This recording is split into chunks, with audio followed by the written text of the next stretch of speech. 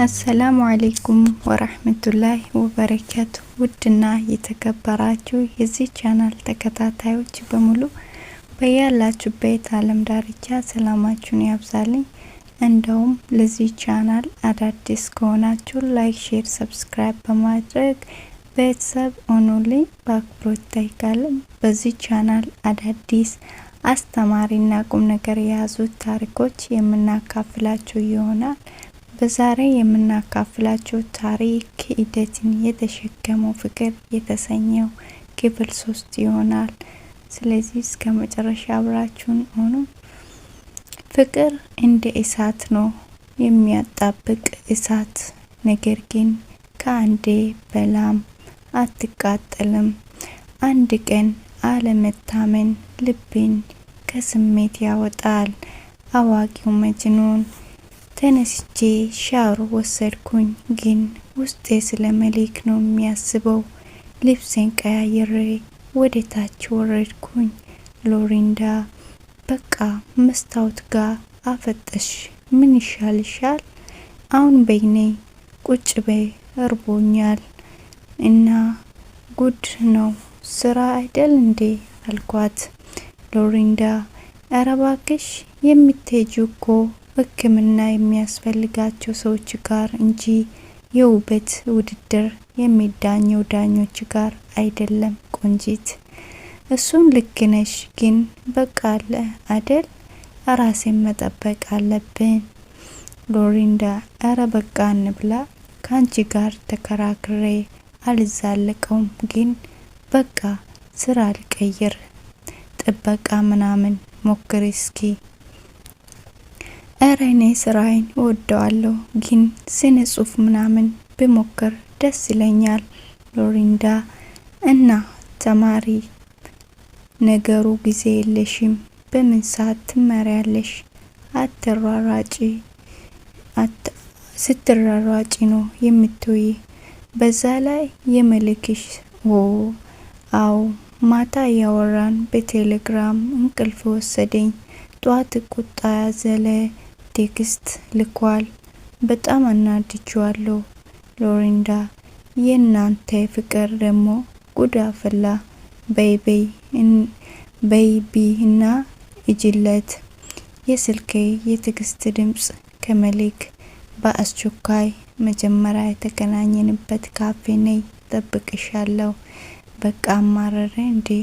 አረ ሊወጣ ነው፣ በቃኝ መሊክ ጋር ልሄድ፣ ቻው። ጉንጫን ስሚያት ወጣው። መኪናው መጠበቅም አልፈለኩም፣ መንዳት ግን አማራጭ ስላልነበረኝ መኪናዬን ተጠቀምኩት። የማታው አይነት ስህተት እንዳልደግሞ ተጠንቅቄ እየነዳው ወደ መሊኬ ጋር ሄድኩኝ። ጠዋት እንደመሆን መጠን ብዙ ሰው ውር እያለ ነው። ተማሪዎች እንደ አንድ ይታያሉ። በዚህ ሰዓት የሚሄዱ ተማሪዎች ግን ዘበኛ የሆኑ አረፈዱ። 2 ራሱ ጠዋት ነው። ለካ ተማሪ በእኛ ሰዓት ቀረ። የራሴን የትምህርት ጊዜ እያስታወስኩ ብቻዬን ፈገግ እላለሁ። የመሊክ ስልክ አለማንሳትና ቴክስት ውስጤን ቢከናከነውም ወደ ካፌው ደረስኩኝ። ካፌው ዙሪያ ምንም አይነት ሰው የለም። በሩም የተከፈተ አይመስልም። ነገሩ በዚህ ሰዓት ማን ካፌ ይገባል? በመስታወት በኩል ስመለከት ውስጥ ሰው ያለ አይመስልም። መሊክ ጋር ቢደውልም አነሳም። በሩን ስነካው ተከፈተ። ወደ ውስጥ ገባው። እዚህ ቤት ወይም እዚህ ካፌ አይባልም ነገር። መሊክ ከውስጥ በኩል ፈገግ እያለ ወጣ። ሁቢ ምን ሆነ ነው? ሳቄን አቁሜ ለመናገር ራሱ አቃተኝ። መሊክ ስስቂ ራሱ እኮ ስታምሪ የኔ ልዕልት፣ ግን ምን ያስቃል? በአላህ እኔ እኮ አንቺን ለማስደሰት ነው እና እንደዚህ ሆኖ ነው የምታስደስተኝ። የወፍጮ ቤት ሰራተኛ መስለ ራስን በመስታወት ብታይ እኮ ትደነግጣለህ። ቆይ ምን እያደረክ ነው? መሊክ ሁቢ እኔ የሰራሁት ቁርስ አብረን እንድንበላ አስቤ ካፌውን ባለቤት አስፈቅጄ ነበር በጠዋት መጥቼ ግን ምንም ሊሳካልኝ አልቻለም። ይቅርታ እሺ ፍቅር፣ የማረባ ከንቱ ነኝ። አረ እንደሱ አትበል ፍቅር፣ ይሄው በጠዋቱ ልቤ ፍርስ እስከሚል አሳከኝ። ከዚህ በላይ እንዴት ታስደስተኛ? በቃ አብረን እንሰራለን፣ አትዘን እሺ። ተቃቅፈን መሊክ አረ ከውጭ ገዝቼ እመጣለሁ። ሁሉንም ነገር ውስጥ አበላሽቼዋለሁ፣ ለመስራት አይመችም። እሺ በቃ እኔ እዚህ ልጠብቅ። መሊክ እሺ ሀቢብቲ፣ ቅርብ ስለሆነ ሮጥ ብዬ መጣው። ተቀምጠሽ ጠብቂኝ። እሺ ሂድ። አንዱን ወንበር ሳብ አድርጌ ተቀመጥኩ። የስልኬ ጥሪ ድምጽ ከቦርሳዬ ውስጥ ስልኬን አውጥቼ ስመለከት የማላውቀው ስልክ ቁጥር ነው። አነሳሁት። ኤለው ይቅርታ አላወኩም። ኦ ይቅርታ፣ በጣም የማላውቀው ስልክ ቁጥር ሲሆንብኝ ነው። አዎ አሁን የሆነ ቦታ ነኝ። ከትንሽ ደቂቃ በኋላ እናንተ ጋር እመጣለሁ። እሷ ወደ እኔ ስለማትመጣ እኔ እመጣለሁ። እሺ በቃ እዛው እመጣለሁ። ሲደርስ እደውልልሃለሁ። ደህና ሁን። በቃ ስልኩ ተዘጋ። በመስታወት ስመለከት መሊክ እየመጣ አየሁት። ቆየው እንዴ አለኝ ወደ ውስጥ እየገባ። አረ አልቆየህም አልኩት። አቀራርበን መብላት ጀመረን። መሊክ ዛሬ አብረን የሆነ ቦታ እንሄዳለን፣ ስራ የለህማ ብዬ ጠየቅኩት። መሊክ አዎ ዛሬ እንኳን አብረን መዋል እንችላለን። የት ልንሄድ ነው? ደብረ ዘይት እንሄድ እንዴ አለኝ። አይደለም፣ አሁን የሚንባት ታካሚ ያለችኝና አብረን እንሂድና አብረን እንድንሄድ ነበር አልኩት። መሊክ ምን? ድንጋጤው አስደነገጠኝ። እኔንም ምን ነው አልኩት። መሊክ እኔ እኮ እንደዚህ አይነት ነገር አይመቸኝም ታውቃለሽ። አዎ ግን ምንም ችግር የለውም፣ አብረን እንሄድ። መሊክ እሺ በቃ እንሄዳለን፣ ላንቺ ስል ነው እያወቅሽ ግን። እሺ አውቃለሁ የኔ ውድ፣ የኔ ባቶን ምን ሆን ነበረ ግን። መሊክ ያው የሌላ ትሆኛለሽ። ቀልደኛ በል ብላ አድርግና እንሄድ። መሊክ እንደ ትእዛዙት እየተጨዋወተን ቁርሳችን በልተን ወደ እኔ መስሪያ ቤት ሄደን። እንደ አጋጣሚ ቀድሞኝ ደርሶ ስለነበር እዛው አገኘነው። ሰላም ነው አልኩት። መጣሽ ዶክተር አለኝ። አዎ እንዳላስጠበቅኩ ተስፋ አለኝ አልኩት። አዎ ብዙም አላስጠበቅሽኝም፣ አሁን መሄድ እንችላለን ታዲያ አለኝ። አዎ መሄድ እንችላለን አልኩት። ግን እሱስ አብሮን ነው የሚሄደው አለኝ። አዎ አብሮን ነው የሚሄደው፣ አታስብ ጓደኛዬ ነው አልኩት። እሺ በቃ እኔ መኪና ስለያዝኩ ተከተሉኝ አለኝ። መሊክ በሁኔታው ግራ እየተጋባው ከሁኔታው ተረዳው። ለሰፈራቸው ቅርብ ነው ቤት። በፍጥነት ደረሰን። ትልቅ ግቢ ነው። ዘበኛው የመኪና ክላክስ ድምጽ ሰምቶ በሩ ተከፍቶልን ወደ ውስጥ ገባን። በሰውየው ወይም ይቅርታ ግን ወንድማችን ሀሊ ነው የሚባለው፣ በሱ መሪነት ወደ ልጅቷ ክፍል ሄደን። በቃ አንተ ተመለሳቸው ሀሊ፣ እኔ አወራታለሁ እሷን ብዬ ከበር መለስኩት። በቀስታ አንኳኩቼ ክፍሉን ከፍቼ ገባሁኝ። እንደ ወትሯ ጥቅልል ብላ ተኝታለች። ዛሬም ልታወሪኝ አትፈልግም አልኳት። መሊክ እንደ ዘበኛ የክፍሉ በር ላይ ቆሟል። ልጅቷ ከተጠቀለለችበት ብርድ ልብስ ወጥታ አንገቷን ደፍታ ቁጭ አለች። መሊክ ልጅቷን ባያት ጊዜ ደነገጠ። አይሄድ ነገር እግሩ ተሳሰረበት መሰለኝ። አያወራ ነገር ምን ብሎ ያውራ? መሊክ ግባ እንጂ ወደ ውስጥ አልኩት። በድንጋጤው ወደ ውስጥ ገባና ጫፍ ወንበር ላይ ተቀመጠ። አሁን የኔ ቆንጆ የፈለግሽውን ንገሪኝ፣ ይሰማሻለሁ። እየሰማውሽ ነው። መናገር ጀመረች።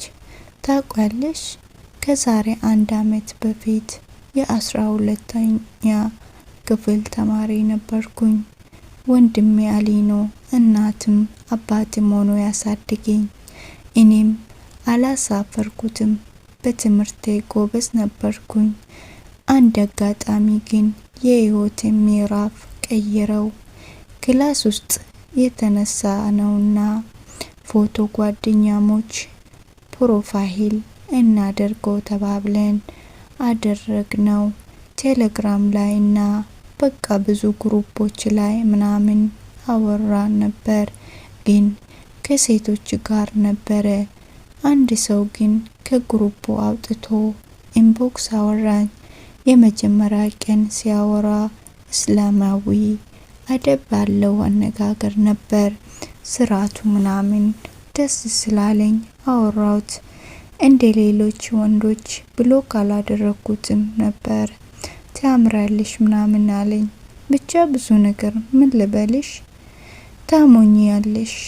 በአንድ ቀን ትውውቅ ብዙ ነገር አወራን። እየተላመደን ሄደን። በዛ ሰዓት እኔ እየወደድኩት ነበር። አስተሳሰቡ፣ ስነ ምግባሩ፣ ሁሉ ነገሩ የሳበኝ ነበር። እሱም ይወደኛል ብዬ ነው ያሰብኩት።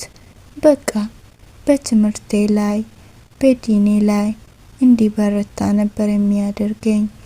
አንድ ቀን እንድንገናኝ ብሎ አገኘሁት። መልኩ ከጠበቅኩት በላይ ነው። መኪና ይዞ ነበር የመጣው። ይዞኝ የሆነ መናፈሻ ይዞኝ ሄደ። ለኔ ስሜት እንዳለውና የኔንም ማወቅ እንደሚፈልግ ነገረኝ። እኔም ደስ እያለኝ ነገርኩት። ትምህርት ሲጨርስ ንካ እንደምናስር ቃል ገባልኝ። ብቻ ብዙ አወራን። ፍቅራችን ጠነከረ። ከትምህርት ቤት እየቀጣው እሱን ማግኘት ጀመርኩኝ። በቃ እንደ በፊቱ በሩቅ ሰላምታ ቀረ። ያቀፈኝ ይሰማኝ ጀመረ። አንድ ቀን የሆነ ቦታ እንሂድ ብሎኝ ከክላስ ቀጥቼ ይዞኝ ሄደ። እንባዋ ይተናንቃታል ስታወራ።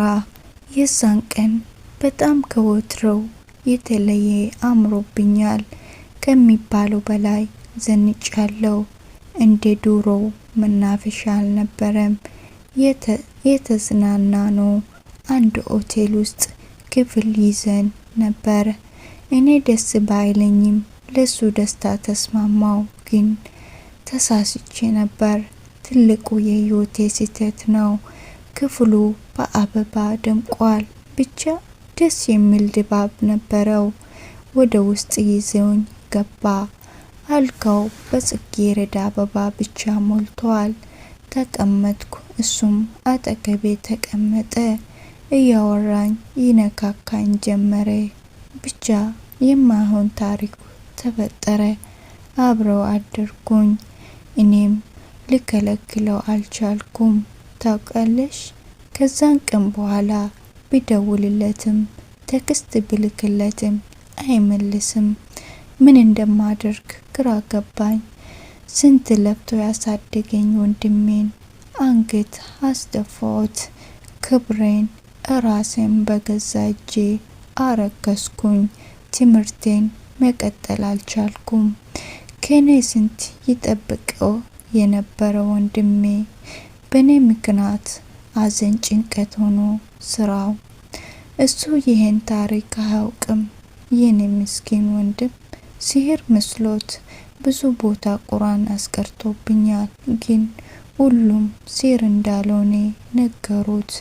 ከኔ እኩል ማልቀስ ማዘን፣ ከኔ አልፎ የሱን ህይወት አበላሸውበት። እኔ ከንቱ ማረባ ሰው ነኝ። ያቺ የአንድ ቀን ስህተቴ ፎቶዬን ቴሌግራም ፕሮፋይል ማድረጊ ትልቅ ዋጋ አስከፈለኝ። በጣም አለቀሰች።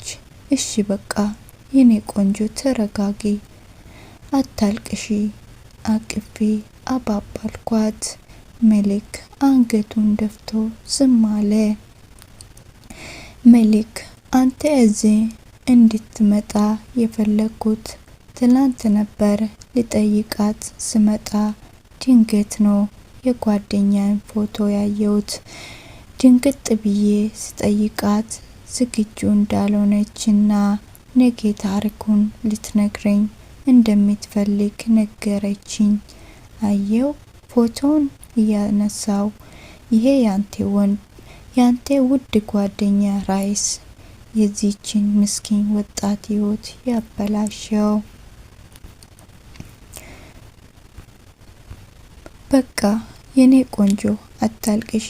አው አውቃለሁ፣ ባንቺ እድሜ ብዙ ሰው ብዙ ነገር አሳልፏል።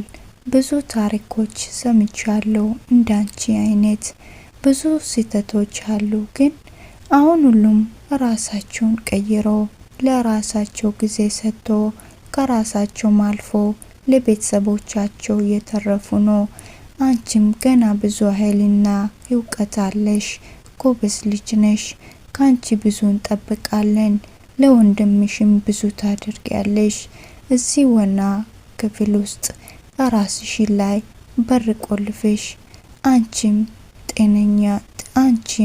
ጤናሽን እያስተጓገልሽ ለወንድምሽም ጭንቀት ሆነሽ ምን የምትቀየሪው ነገር አለ? ንገሪኝ እስኪ። ወንድምሽስ አያሳዝንሽም? ስንት ሆኖ አሳድጎሽ ደረሰችልኝ ከማለቱ አንቺ እንደዚህ ስትሆኚ በዚህ ጊዜ የራሱን ህይወት መኖር ሲገባ ላንቺ ብሎ ሲንከራተት አያሳዝንሽም? እንባዋም ለማቆም እየሞከረች መሊክ አንገቱን አቀርቅሮ ዝም ብሏል። አሁን ቃል ግቢልኝ ጠንካራ ሴት እንደምትሆኚ፣ እኔም ጥሩ ጓደኛሽ ሊሆን ይችላለሁ። ብዙም በእድሜ አንራራቅም። እንደ ኢት ልታማክረኝ ትችያለሽ። ሁሌም ልሰማሽ ዝግጁ ነኝ እሺ ውዴ አልኳት። እሷ ሳቅ በተናቀው ድምጽ እሺ ቃል እገባልሻለሁ። ጠንካራ ሴት፣ ለብዙ ሴቶች ምሳሌ የምትሆን የኔን የህይወት መንገድ ሁሉም ጋር እንዲደርስ እፈልጋለሁ። በአንድን ተንኩል ወንዶች ምክንያት ልክ እንደኔ ከዓላማቸው ሳይደርሱ የተስተጓጉሉ እና ወደፊት እንደኔ አይነት ህይወት እንዳይገጥማቸው መመሪያውን አለው። አው የኔ ቅመም፣ እኔ ስራዬ ነው፣ ግን ከብሩ ይልቅ የሚያስደስተኝ የብዙ ሰዎችን ህይወት ሲስተካከል ማየት ነው። አንቺም ገና ነሽ። ያቆምሽውን ትምህርት ቀጥይ፣ አላማሽን አሳኪ። እኔም ከጎንሽ ነኝ ውዴ፣ አንቺ ብቻ ጠንክሪልኝ። እሷ እሺቴ፣ እንዳንቺ አይነት ሰው ነበር ያጣሁት እስከ ዛሬ።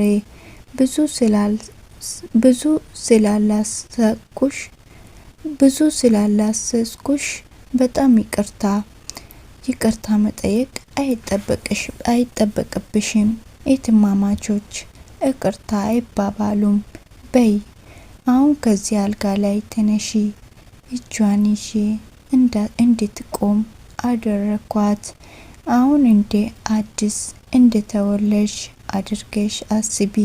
ይሄው እኔ እጅሽን ለቀኩሽ። በራስሽ መቆምን ጀማመርሽ። ሁሉንም ነገር ካቆምሽበት ቀጥይ፣ ተስፋ መቁረጥ እንዳትደግሚው። እሷም አመሰግናለሁ ብላ አቀፈችኝ። እሺ በቃ ሀቢብቲ፣ ለትንሽ ደቂቃ አቀፍኳት። አሁን መሄድ አለብኝ። ነገም መጥቼ አይሻለሁ። እንደ ዛሬ እዚህ ክፍል ውስጥ ተቀምጠሽ እንዳላገኝሽ፣ አዲሷን አንቺን ነው ማግኘት የሚፈልገው። እሷም እሺ አንቺ እንዳልሽ የዱሯን ኮርሚቷን እኔን ሳይሆን አዲሷን እኔን ነው የምታገኝ። እሺ የኔ ጎበዝ እና ራይስ እንዳገኝሽ ትፈልጊያለሽ አልኳት። ፈራትባ እያልኩኝ እሷ ትንሽ ዝም አለችና አይ ኢቴ አሁን ላገኘው አልፈልግም፣ ግን ሁሉም ተስተካክለው ጠንካራዋን ሴት ስኬታማውን ሴትና እንዳይ የሚፈልገው። እሺ የኔ ቆንጆ አሪፍ ሀሳብ፣ የኔ ጠንካራ በርችልኝ፣ ደህና ዋይ በቃ አልኳት። እኔ እሷና መልክ ሆነን ወደ ሳሎን ሄደን ወንድሟ ሀሊ ሳሎን መጅሊስ ላይ ተቀምጧል። የኢቱን ከክፍሏ መውጣቷ ሲያይ ከተቀመጠበት ብድግ ብሎ አቀፋት። አልሐምዱሊላህ አለ። እንባው ወንድነቱን ተፈታተነው። በቃ ወንድማችን ሁሉም ይስተካከላል፣ አሁን አዘን ይበቃል፣ አንተም ከጎኗ ሁን፣ አበረታታት። እሺ ዶክተር ምን እንደምልሽ አላውቅም፣ አላህ ይስጥልኝ አለኝ። አረ ችግር የለውም፣ እኔ ስራዬ ነው፣ በቃ ነገም እመጣለሁ። አረ በኋላ ልትሄዱ ነው? ምሳ ብሉ እንጂ ተዘጋጅቷል እኮ። አረ ብዙ ስራ አለብኝ ልሂድ አልኳቸው። እሺ ካልሽ ምን ይደረጋል፣ ትንሽ ዶክተር ባለበት ሀገር እየኖረን እናንተኑ ከስራ ካስቀረን ምን ይበቃናል? አረ ሁላችንም ሳቀን ከመልክ ውጪ። በሉሽ አላስቆማችሁም፣ ልሸኛችሁም፣ መኪና አልያዛችሁም አይደል? አረ ችግር የለውም፣ እዚህ ቅርብ አካባቢ ነን፣ በእግራችን ወክ እናደርጋለን፣ አንተ አትቸገር። በሉ ደህና ዋሉ። እስኪ ግቢው በር አሊ ሸኝቶን ተመለሰ። መልክ እስካሁን አንድ ቃል አልተነፈሰም። እኔም እንዳይጨነቅ ብዬ ዝም ብያለሁ። ስልክ የጥሪ ድምጽ የማላውቀው ስልክ ነበር። አነሳውት። ሄሎ አልኩኝ። ምን? ስልኩ ተቋረጠ። ምንድነው ሁቤ? ምን ሆነሽ ነው? ማን ነው የደወለው? መልክ ነበር የጠየቀኝ። ባለፈው በመኪና የገጨውት ልጅ ሆስፒታል ተመልሶ መጥቷል፣ ትንሽም ደህና አይደለም አሉኝ። ከሆስፒታል ነበር የደወሉለት። መልክ እሺ በቃ ወደዛ እንሂድ። እሺ መኪና አልያዝንም፣ ታክሲ መያዣው ጋር እንሂድ አልኩት። መልክ እሺ። አሁን ስልኬ ላይ ተደወለ። በአሁኑ ሎሪንዳ ጓደኛ የነበረች። አነሳውት። ሄሎ ውዷ ጓደኛዬ፣ ምን ሆነሽ ነው? ድምጽሽ የሚቆራረጠው፣ እያለቀስሽ ነው እንዴ? ድምጿ አስደንግጦኝ። በዛሬ የሂደት የተሸከመ የተሰኘው ታሪካችን የክፍል 3 ታሪክ ይሄን ይመስል ነበር። ታሪኩን ከወደዳችሁ ላይክ፣ ሼር፣ ሰብስክራይብ ማድረግ አትርሱ። እንደውም ሀሳብ አስተያየታችሁን ኮሜንት ላይ አስቀምጡልኝ። በቀጣይ ክፍል እስከምንገናኝ አሰላሙ አለይኩም ወራህመቱላሂ ወበረካቱ።